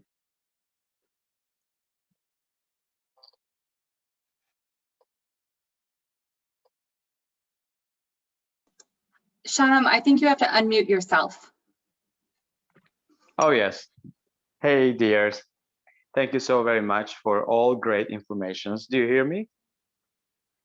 Yeah, amazing. So as all we know, all great singers like Birgit Nilsson, like the Mario del Monaco, Franco Correa, they all believed and they said, while singing the super high notes, the tongue should slightly turn back and shouldn't stay forward and down, and it should turn back and high, because the reason behind that they've mentioned a lot, especially in Arturo Melocchi's school, in order to lower the larynx, low larynx method, they believe that the tongue's root is connected with the larynx. That's why to relax the larynx more, the tongue should slightly turn back and high. How do you explain this, and what's your opinion about these big singers of the past? They explained that. Yeah, so Sharam, this is very important. And I think, okay, so what you're describing, I know Birgit Nilsson's pedagogy quite intimately. So I want to speak to that a little bit. The Melocchi school is definitely, in my opinion, not leading singers down the right track. And also, in my opinion, is a technique that was developed, I think, to provide compensations, which we're going to talk more about tomorrow. Birgit Nilsson, I think if I understand your question, you were saying that she and Kalas and we're saying that the tongue raises like in the back, and that is absolutely correct. That's and I do observe Nilsson, which now here's the thing that you guys have to realize, and we're going to talk way more about this tomorrow, but everybody is different, okay? Everybody is shaped differently. There's different things. And so, you know, I noticed in the chat, people were saying 75% of people have some sort of tie. So then why isn't this normal? Well, I don't think we're saying it's not normal. I think we're saying it's not functional for singing. So I think what you're asking is that there are techniques that provide assistance for when you can't do other things. But what we're looking at is developing in the direction of the correct technique, which is that the tongue stays relatively high in the back for top tones. It doesn't pull, you're not yanking your larynx, but it does stay relaxed and high. And techniques that encourage the opposite are probably not going to be helpful long-term for your vocal longevity. So I don't know if that answered your question about the Meloki school specifically, Sharam. Did that answer your question? Thank you so much. Yes, I do think so. The only thing that I think it missed just quickly because of the time matters, they all believe that the tongue should slightly turn back. It lets the larynx moves down automatically and with the breath power, not with the Leon muscles. That was all. Thank you. Okay, thank you. Thank you so much. Robbie, do you want to jump on and? Sure. I was actually about to ask literally the exact same thing. Okay. You know, I was just listening to this past thing, and I'm sure I look annoying because my profile picture includes Maria Callas in it. So, you know, there are like all these other singers that were not connected in any way to Meloki, who also had the same kind of tongue thing. It's not necessarily the back, it's just like that the tip is not touching the bottom teeth, and like the entire unit is just kind of pulled back. And so I was going to ask, you know, what you think about that. And there's an entire generation of singers, and you can look at videos of any of them, and they all kind of do the same thing. It doesn't matter if they're what pedagogical background they really had. Yeah. I want to say something to that real quickly. I see a lot of people talking about teeth in the chat and like where your tongue should be positioned with your teeth. I just want to clarify that, again, all of these things are interconnected, right? So you can't judge your tongue based on where your teeth are, because your teeth could be in the wrong part, right? If you have an upper arch that's this wide, you're going to have tongue issues. And we can't say, oh, your E vowel should have the sides of your tongue within your molars, because your molars aren't in the right spot, right? So what we're talking about here is we're talking about function. We're not talking necessarily about structure. And, you know, just because, you know, a large portion of the human population is nearsighted like me, that doesn't mean that it is normal, but it's not functionally ideal, right? So the whole point of this is that we're not saying, oh my gosh, there's so many things wrong with you, you were born like an alien monster. No. What we're saying is that, okay, you're not functioning at the correct human anatomical baseline, and so therefore you're going to have issues in how you move, how you function, and how much strength you have. Also, in regards to the pulling the tongue back, there's always going to be a lot of discrepancy on tongue position in singing. So, I mean, I haven't tried them all, so I can't say that, you know, which ones work and which ones don't. But I want to clarify that you should be able to lift the back of your tongue while keeping the larynx down and not having it pull backwards. So there's a lot of people that cannot do that. And so, you know, we can't raise, you know, Pavarotti from the dead and ask him, but you know, it is something to keep in mind that technique should be something that you choose consciously. You shouldn't have to pick your tongue position based on what you can and can't do. You should be able to do everything, and then from there you choose what works best to create the best sound, not creating a sound based off of what your current ability is. I hope that answers a lot of questions for anyone. Just a slight addition to the question, I guess. For the NG sound, you should be able to touch, so it goes up in the back and you simultaneously touch the tip to the bottom teeth. Yes. Okay, because yeah, I can do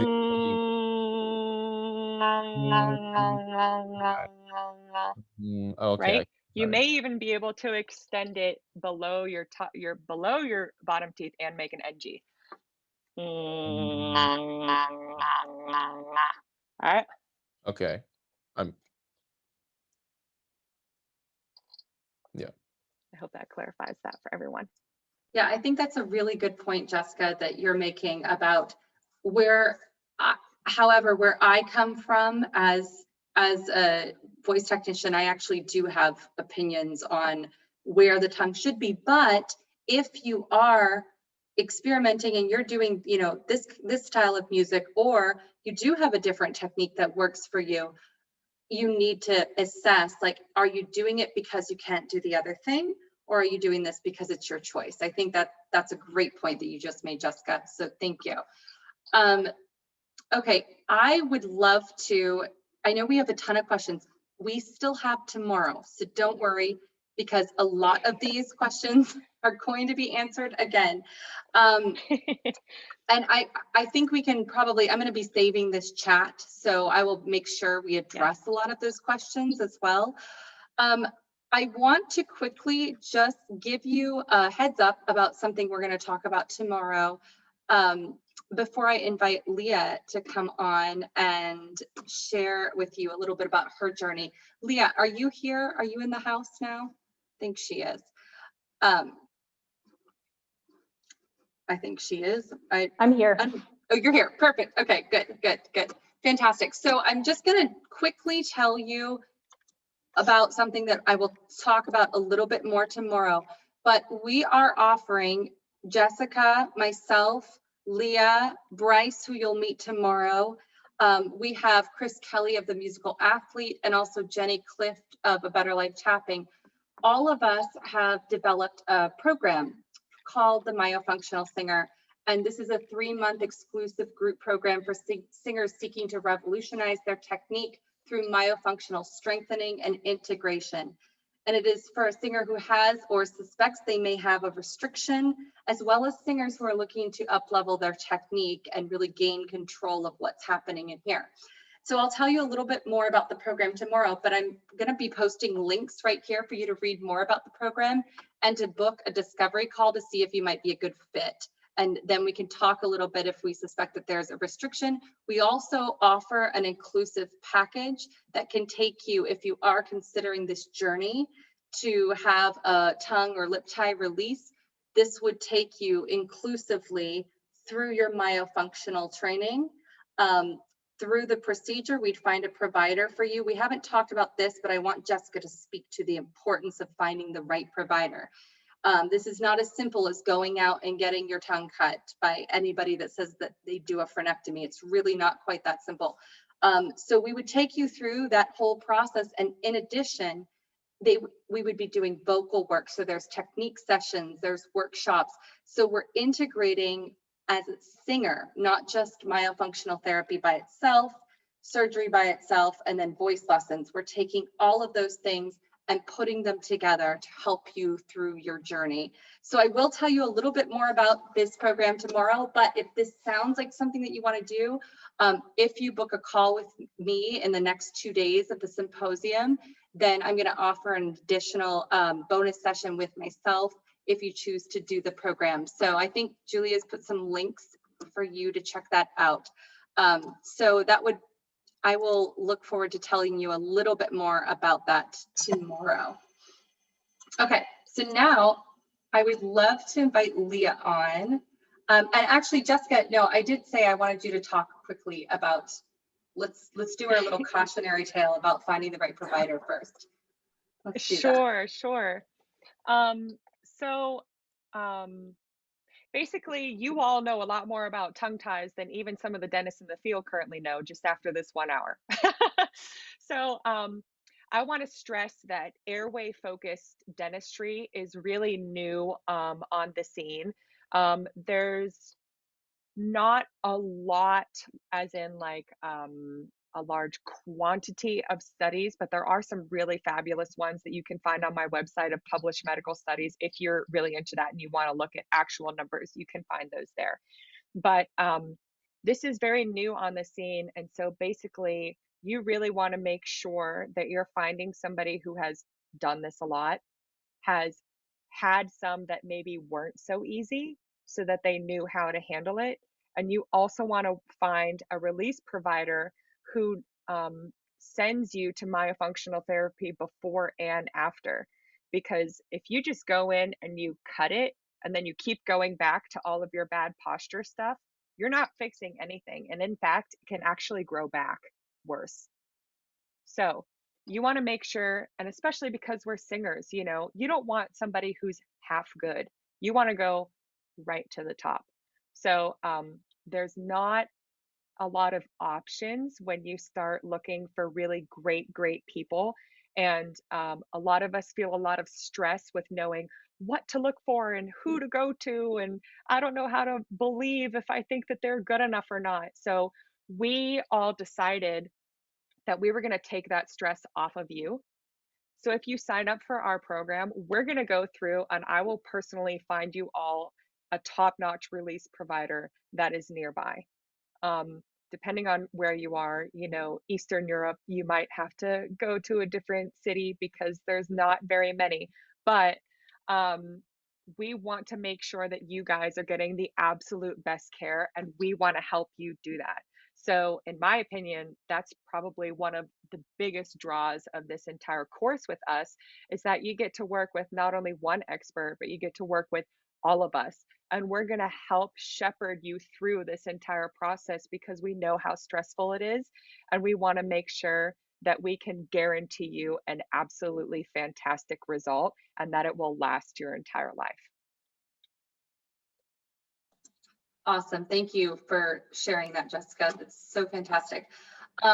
Okay, so now, last but certainly not least, we had a change in plan for those of us joining a little bit later. Leah was supposed to speak earlier, but we had some tech difficulties. So Leah is going to come back on and she's going to share her journey, which is so inspiring, and can't wait for you to meet her. So Leah, take the stage. Hi, everyone. I hope it's working better now. Everything good? Great. Perfect. Thank you so much for your patience. And thank you, Julia, for this opportunity. Today is a dream come true for me. It's a dream come true to be able to speak about answers, solutions around some of the things that I have dealt with as a singer for more than 20 years. And that I know other singers deal with too. So just kind of the abridged version of my vocal history. I have always wanted to be a singer. In fact, I was one of those people that another career path never even occurred to me. I've always loved to sing and felt so drawn to this field of performance specifically.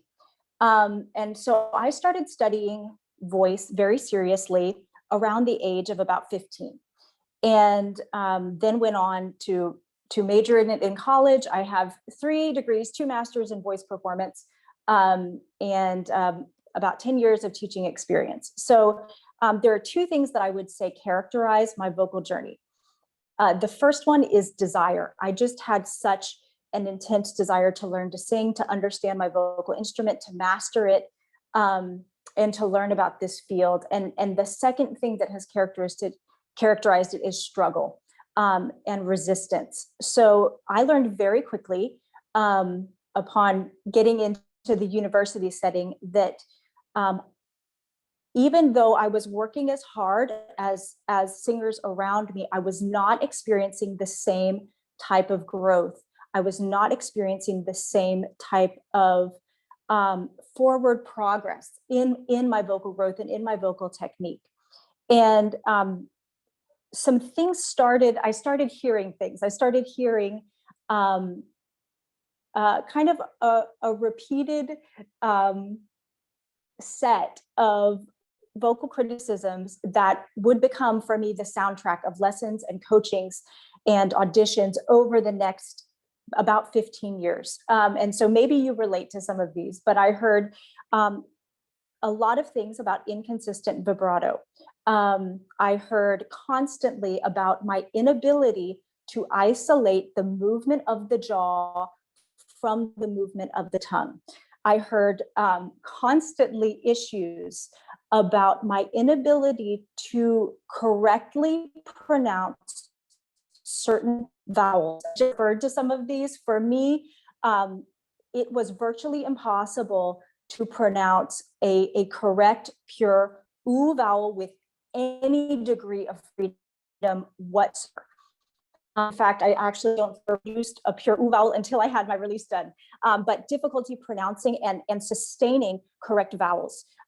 Certain consonants would trip me up. In fact, it would be such a laborious effort to pronounce those consonants that it would break an entire line. And so there was, in terms of just basic pronunciation and correct articulation, there was so much effort in my singing. I had constant comments about the fact that when I sang, that my mouth was in this position all the time, almost always, and it would become even more pronounced as I would ascend, particularly up through the passaggio. So, and this was always, of course, a complaint because I was a classical singer, I was an opera singer, and that spread sound was not conducive to the type of tone that we were trying to produce. And it also did not serve the type of relaxation and freedom that I wanted.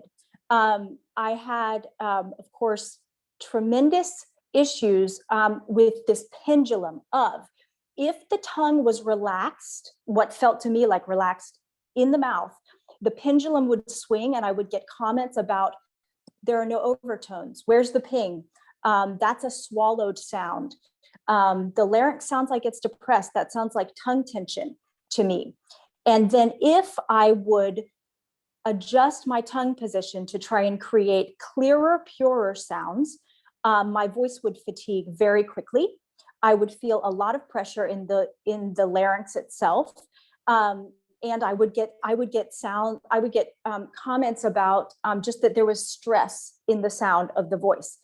Top notes were incredibly difficult. In fact, I sang as a mezzo through my first master's, and then didn't even get into soprano repertoire until my second master's. It was one of the reasons for my second master's, but had enormous difficulty accessing the very top of the voice, even though it was clear I was not a mezzo. And just comments about it's too wide, it's too open, it's too metallic.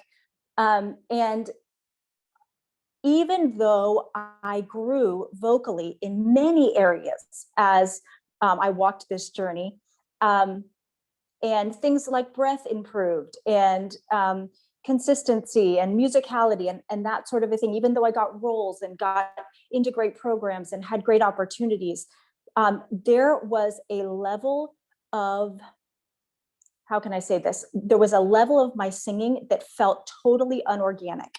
It felt like I had to force my voice to do every little thing. Things in my singing, new technique, never became second nature. In fact, it just felt like as I learned and grew, I added more balls that I had to juggle, and I had to constantly be thinking. Julia gave the analogy of singing was like walking a tightrope. And I would say that is exactly what it was like for me. Singing was walking a tightrope, and like people were trying to add things on top of what I was doing as I was walking that tightrope. And it was discouraging. I don't know how else to say it. It was, I'm thankful to have been given by God, I think, such a deep desire to explore my voice, that my desire for that was always greater than the sense of discouragement and the struggle. But I did come to a point a couple of years ago where I had absolutely exhausted all my options. I had read Nat's articles, and I had worked with this teacher and that teacher, and I had read all the vocal pedagogy books. I taught vocal pedagogy. I had no idea where to turn. I felt like I had exhausted all of my options. And last year, I went to a routine dental visit to have dental cleaning done. And a dental hygienist told me that the reason I had a problem with chronic teeth grinding at night was because I was tongue-tied and lip-tied. And that blew my mind. You know, Julia asked you at the beginning, where does your tongue sit at rest? And the dental hygienist asked me that. And I said, oh, well, on the floor of my mouth, of course. like in my mind, like everybody else in the world. And she said, oh, but that's dysfunction. The tongue is designed to rest on the hard palate. And I'm so thankful for all those years of obsession with technique and trying to learn about the optimal function of the vocal mechanism, because the minute I learned that I had a very severe posterior tie and lip tie, the dots started connecting for me. And so then that set me down the rabbit hole of trying to find out, oh, who's talking about this? Where are the presentations about this? Where are the footnotes in the vocal pedagogy textbooks, where there has to be information out there about this? And I found almost none, except for some conversations between singers who had gone through this process and were wondering if it would impact their voice. And so I learned everything that I could. And at the end of last year, after going through about 10 weeks, actually, for me, of myofunctional therapy, I went and saw a brilliant dentist who specializes in release procedure. He actually wrote a book called Tongue Tied, Richard Baxter in Alabama, and he released my tongue tie. And can I say that there is work to be done after the tongue tie is released in the singing realm? Okay, there is retraining. I have had years of compensatory muscle memory that needs to be retrained, but I finally understand the freedom that is possible. I finally feel that when I begin to sing, I am starting from the right place. I'm starting from square one rather than -4 or 5, because I had this restriction. And singing was always a compromise. It was always a compromise. It was always, what I developed was a working technique that allowed me to accomplish what was most important in my singing, but without the ultimate freedom that I felt in my spirit, in my instinct, I should have. And I think a lot of us feel that as we are incredibly attuned as singers to our minds and our bodies, and we sense that there is a deeper level of freedom that is available to us, but we don't know how to get to it. So this is a passion project for me. To speak around this, to have the opportunity to be a part of this, is a passion project for me, because after 20 plus years of discouragement and struggle, I think there are finally answers for a lot of singers in the vocal community who have unbelievable potential. If we can provide resources for them to have the freedom that really their bodies are designed to have, and the voice is designed to work with. So anyway, that's a little bit of my story. I'm just so grateful to be a part of today, and what Julia is doing through her platform. So just thank you for joining us today. I'm so grateful. Thank you so much, Leah. Yeah, and you're going to hear more from Leah and I tomorrow, because we're going to really dissect a lot of the sound components. We're going to do some listening examples, and you're really going to get a picture of the various ways that this manifests, because I think the journey can look slightly different for every person. There certainly are some hallmarks, but I will tell you, as you'll hear tomorrow, in my case, I think anyone that had heard me before would not have known I was tongue-tied, especially when I kind of rehabilitated myself. So there are, I think, when you're listening to today and tomorrow, I want you to just really keep an open mind and don't assume that your vocal problems are your fault. Like, just let that little door open in your mind and just say, what if this is not my fault? What if this is something that I'm just is a structural difference in my body? And what if there was something I could do about it? So I want to kind of end on that positive note, but we're going to end our presentation, but we still have a few minutes left for questions, which I see so many questions. So if you would prefer, you can raise your hand. That might be a little bit easier, so we don't have to scroll through the chat and your question doesn't get lost. And yeah, we look forward to hearing your questions. Okay, I'm looking. Nobody has questions? I'm really surprised. I don't think that's true. Hold on, let me look. Okay. Cecilia says, are you going to address the importance of checking the size of the maxilla before getting the tongue tie release to avoid getting the problem with the size of the tongue? Yeah. You know, Cecilia, also, like, just keep in mind that we, like, none of us actually do the surgery. So the surgeon will actually assess all of those like nitty gritty components. And unfortunately, yes, there are cases where it is kind of not possible to get a full release at the same time. But Jessica, I think let's have you come in and talk about that a little bit. Yeah, so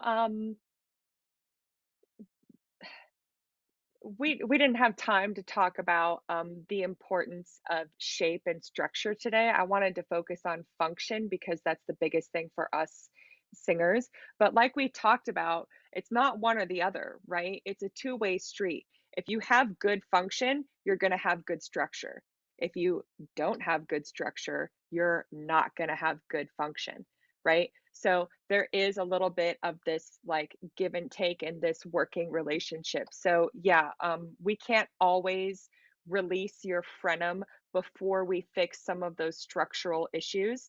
Usually we can.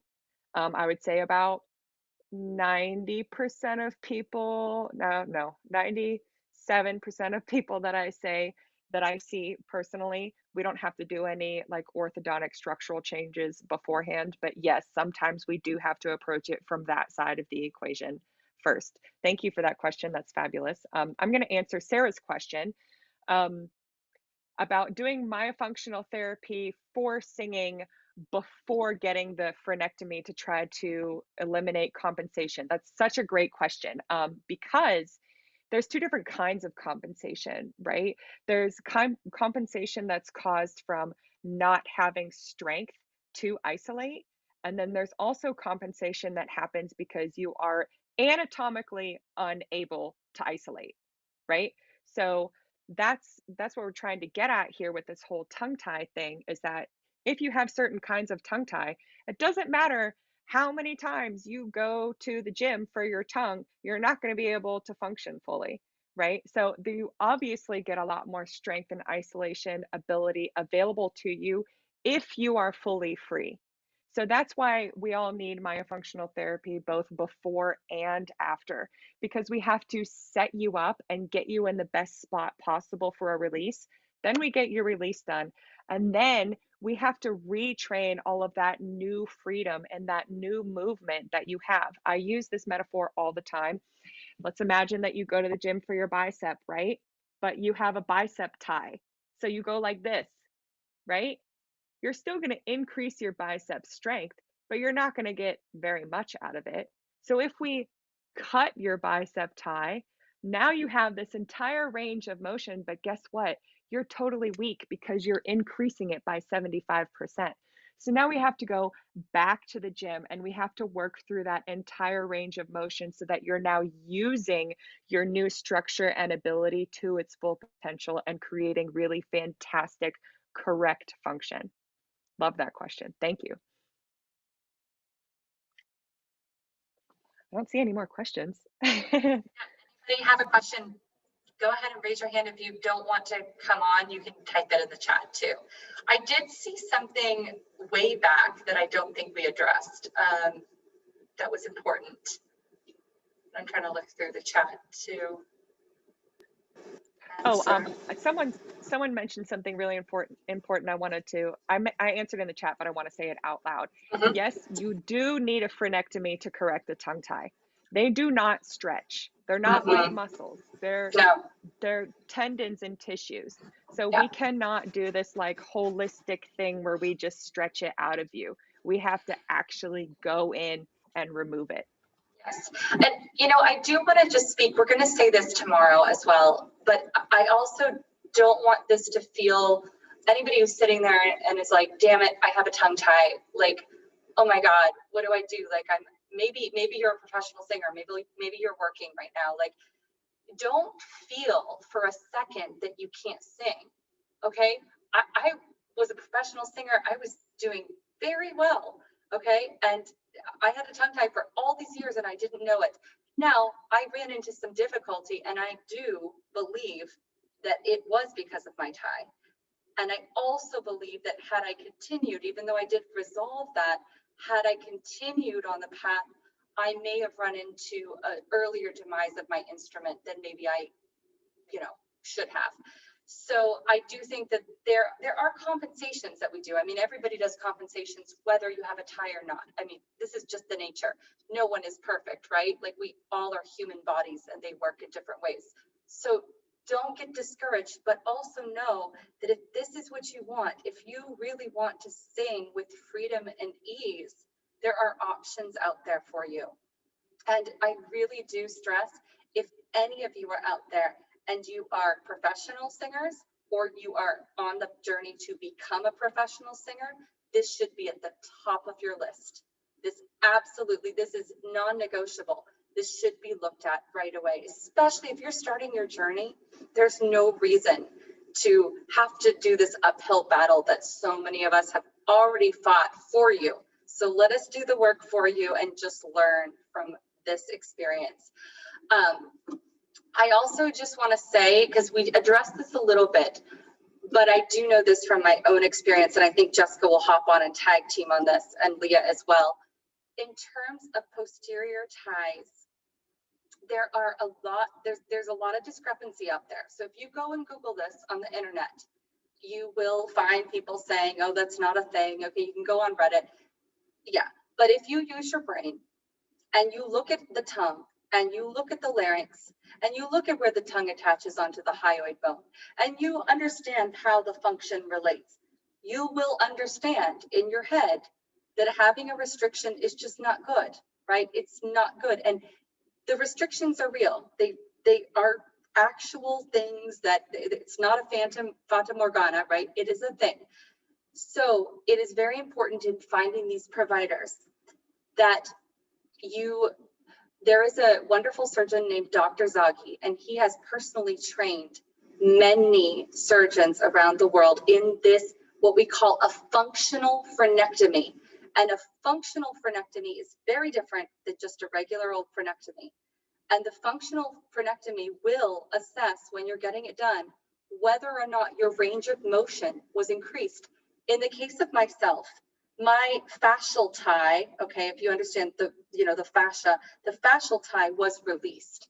But my provider, who trained with Dr. Zaghi, decided, you know what, that's not enough release for her. And so she cut into my genioglossus muscle and gave me a full release. And this is the kind of provider that you're going to want. So when we say that we're here for you and looking for these right providers, like, that's what we're talking about. Jessica, I'd love you to maybe hop on and say something about that. Yeah, I was just about to type in the chat. We only want the best for all of you. So we're not going to put up with someone who's like, oh yeah, I've done like a couple of lip ties. Like, no, I want to see their cases. I want to know what kind of laser they have, because they're not all the same. I want to know what their protocols are for how many weeks of myofunctional therapy before you even walk into their office, right? As we all know, in any career, people can know a fair amount about one subject, but that doesn't make them an expert. You want somebody who is an expert, who has tons of experience, who sees you and goes, yes, I know exactly what that is. I'm going to take really great care of you. That's what we want. And so we're going to help you by taking that weight off of your shoulders so that we can ensure that you're already going to have a really fabulous release, no matter who you are or where you are. Awesome. I think Amy just asked a quick question about, is there a list of people around the country who may be ideal surgeons? Yes, so Julia just mentioned Dr. Zaghi, Z-A-G-H-I. He runs the Breathe Institute. He is also the #1 leading researcher on tongue ties. Most of his Ankyloglossia publications are from him. He's been a fellow at Stanford, Harvard. He's the real deal. He runs a page called Breathe Ambassadors, where he lists by location all of his tongue tie frenectomy providers who have taken his expert sleep course. I recommend you start there. There are others. I'm a little biased to Zoggy, but there are lists if you know who to ask and where to look. But again, we're trying to eliminate your workload. We're trying to take some of that from you so that you can focus on your posture and your exercise and sort of, you know, give everyone a better idea of their focus. Yeah, and with the list too, like, you know, I know in my case, my myofunctional therapist, she was calling around. I live in Bratislava. I didn't say that at the beginning, but I actually live in Europe with my husband. And so I was researching getting a release, and I said, well, there's nobody around here, right? So my family's from Florida. So when I went home over the holidays, I actually got my release done in Tampa, Florida. I think Celeste and I both have the same doctor, Dr. D in Tampa, and she was trained under Zoggy, but my myofunctional therapist was very insistent that she called, like she was asking certain questions. So there's a list, but that doesn't mean you just kind of pick from the list. Like you know, there are certain things that your myofunctional therapist will want to know. Okay, so guys, we have a full day tomorrow, and I am just so excited that you all have joined us here today, and we look forward to seeing you all tomorrow. Replays will be sent out this evening once this recording is done, initializing and everything. And I just want to thank so much Jessica for her fantastic presentation, and we're so happy to have her here, and for Leah and sharing her story. And you're going to hear a lot more from Leah tomorrow. So thank you so much. It's been a pleasure. All right. I'm going to go ahead and save this chat too. Bye, everyone. Thank you.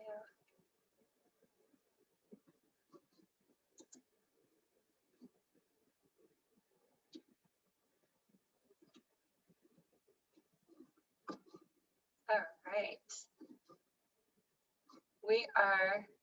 I'm going to stop the recording here.